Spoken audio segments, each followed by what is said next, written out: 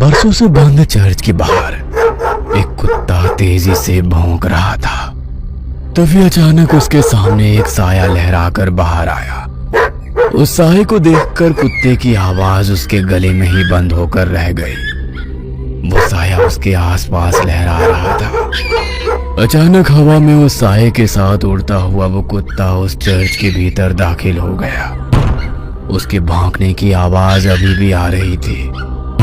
कुछ देर के बाद हवा में उड़ता हुआ उसका शरीर वापस बाहर आया। इस बार उसके शरीर में प्राण नहीं थे।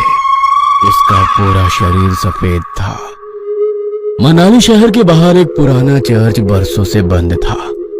उसके आसपास कोई भी नहीं जाता।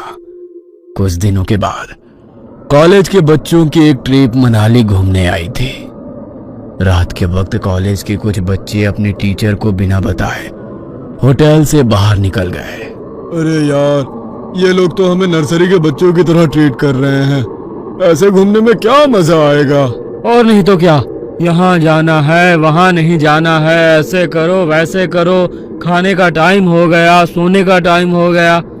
सोचा था लड़कियों के साथ मौज मस्ती करेंगे, मगर लड़कियों को तो दूसरे होटल में ठहरा दिया। यहाँ अकेले दीवारों के साथ सर फोड़ो। अब होटल से निकलने के बाद क्या करना है बताओ। करना क्या है, चलो ऐसे ही रोड पर घूमेंगे। तीनों दोस्त बातें करते हुए सुनसान सड़क पर चले जा रहे थे। कुछ दूर चलने के बाद वे लोग उस चर्च के बाहर पहुंच गए। देख, ये चर्च कितना सुंदर लग रहा है। हाँ, सुंदर तो है, मगर ऐसा लग रहा है कोई यहाँ आता जाता नहीं है। शायद कोई पुराना चर्च है। अंदर चलकर देखते हैं। अंदर जाकर? नहीं नहीं, अभी रहने देते हैं, कल सुबह आएंगे। अरे कल सुबह? कल तो हमारे साथ प्रोफेसर वगैरह सब रहेंगे। वे लोग हमें खुद से दूर नहीं जाने देंगे। अभी चलते हैं ना, रात या दिन क्या फर्क पड़ता है। हाँ, वैसे भी हम लोगों के पास मोबाइल में टॉर्च तो है। बोरिंग सी ट्रिप में थोड़ा सा एडवेंचर हो जाएगा। मनदीप का मन नहीं था, मगर रोशन और जतिन के कहने पर वो उन लोगों के साथ उस चर्च के भीतर दाखिल हो गया। चर्च के अंदर जगह जगह जाले लगे हुए थे। जैसे ही मोबाइल की लाइट से उस चर्च के भीतर थोड़ी सी रोशनी हुई, चमगादड़ उड़ते हुए चर्च के बाहर निकल गए। लगता है ये बहुत टाइम से बंद है, तभी तो चमगादड़ ने यहाँ पर डेरा जमा लिया। यार, मुझे यहाँ की वाइब्स कुछ ठीक नहीं लग रही है, हम लोग चलते हैं। कहते हुए मनदीप पलटकर दरवाजे से बाहर निकलने वाला था। तभी उसके पैर किसी ने पकड़ लिया। वो जोर से चीखा। क्या हुआ? मेरा पैर किसी ने पकड़ लिया है। हैं? ये क्या कह रहे हो? कहते हुए उसने अपने मोबाइल का टॉर्च मनदीप के पैर की तरफ किया तो वहां पर रस्सी थी। उसे देख दोनों हंसने लगे। तेरा मन नहीं था ना आने का, इसलिए तू रस्सी से भी डर रहा है। कुछ नहीं, अंदर चलकर देख, यहाँ का आर्किटेक्ट कितना अच्छा है। कहते हुए वो उसका हाथ पकड़कर उसे अंदर ले गया। वे तीनों चर्च घूम ही रहे थे कि अचानक चर्च की लाइट जलने बुझने लगी। अरे, यहाँ पर लाइट कैसे आ गई? मुझे कुछ ठीक नहीं लग रहा, हम लोग यहाँ से चलते हैं। कहते हुए वो अपने दोनों दोस्तों के हाथ पकड़कर दरवाजे के पास गया, मगर अचानक ही दरवाजा बंद हो गया। तीनों दरवाजा खोलने की कोशिश कर रहे थे, मगर दरवाजा नहीं खुल रहा था। अरे, ऐसे कैसे हो सकता है? अभी तो ये दरवाजा खुला था। किसने बंद किया? प्लीज हेल्प, हमें डराने की कोशिश मत करो। कोई और रास्ता होगा यहाँ से निकलने का, ढूंढकर वहां से निकल जाते हैं। कहते हुए जतिन जैसे ही पलटा, दहशत के कारण उसकी आंखें फटी की फटी रह गई। उसने देखा उसके सामने एक नन खड़ी हुई थी। वो अपनी बड़ी बड़ी लाल आंखों से उन लोगों को घूरने लगी। ये क्या बोला है? भागो यहाँ से। जैसे ही मनदीप ने उन लोगों को भागने को कहा, वो नन धुआं बनकर गायब हो गई। हैं? अब ये कहाँ गई? रोशन और मनदीप उसे इधर उधर ढूंढने लगे।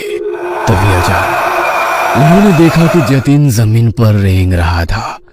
उसकी आंखें नन की तरह ही लाल थी। चेहरा पूरा सफेद और हाथ पैरों की चमड़ी जली हुई। उसे देखकर वे दोनों डर गए और चीखते हुए वहां से बाहर निकलने की कोशिश कर रहे थे, मगर उन्हें चर्च से बाहर निकलने का कोई रास्ता नजर नहीं आ रहा था।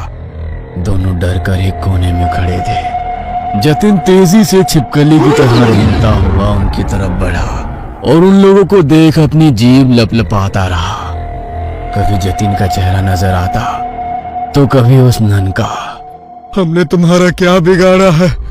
छोड़ दो हमारे दोस्त को, हमें यहाँ से जाने दो प्लीज, हमें यहाँ से जाने दो, हम कभी यहाँ नहीं आएंगे। कहते हुए मनदीप ने उस नन के आगे हाथ जोड़ लिए। नन उसे देख मुस्कुराने लगी।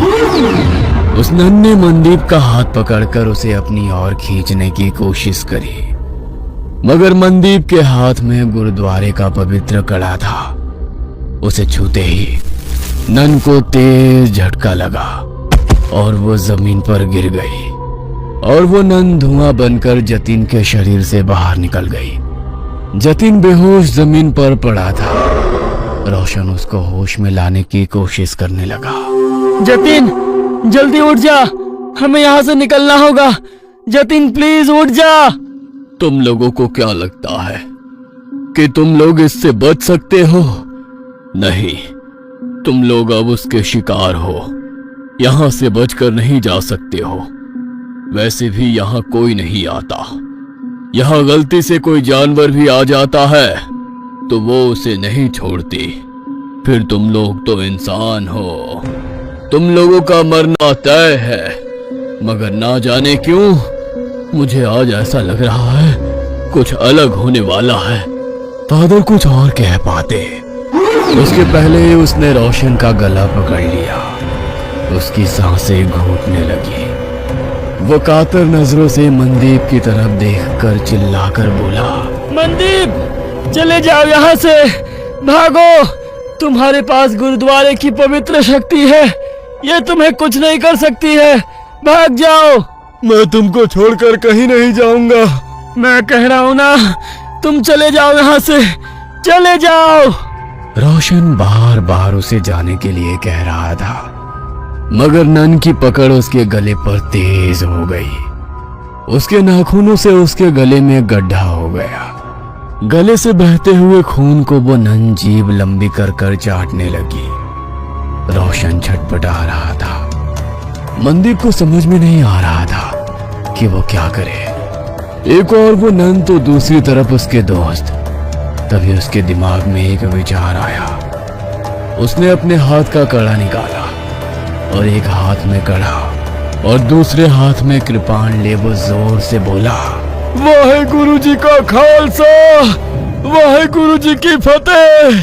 जो बोले सो निहाल, सत श्री अकाल। मनदीप ने वो कड़ा नन के हाथों में डाला और सीने में कृपाण डाली। वो नन छटपटाने लगी। उसने रोशन की गर्दन छोड़ दी। हवा में लहरा रहा रोशन जमीन पर गिर गया। उस नन के सीने से काला गाढ़ा सा अजीब पदार्थ बह रहा था। जतिन अभी तक बेहोश था।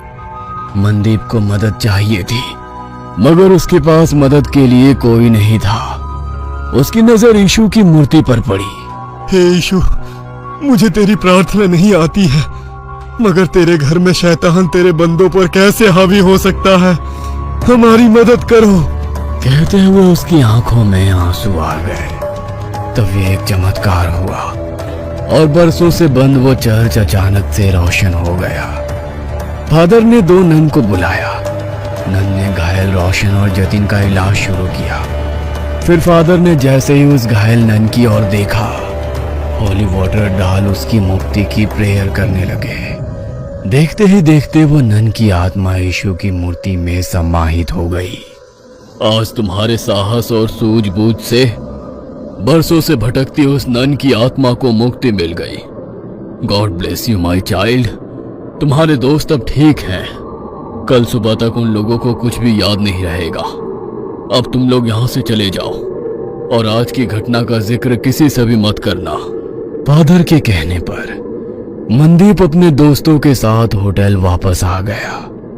अगले दिन वे लोग जब मनाली घूमने के लिए निकले तो उसके दोस्त सब कुछ भूल चुके थे, मगर मनदीप उस खौफनाक रात को उम्र भर नहीं भूल सकता था।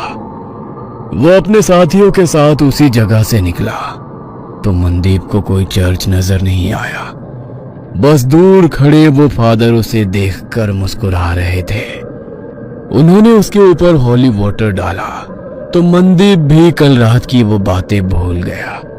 मगर मनाली के लोग उन लोगों को कभी भूल नहीं सकते हैं, क्योंकि उनके कारण ही तो उन्हें इविल नन से छुटकारा मिला।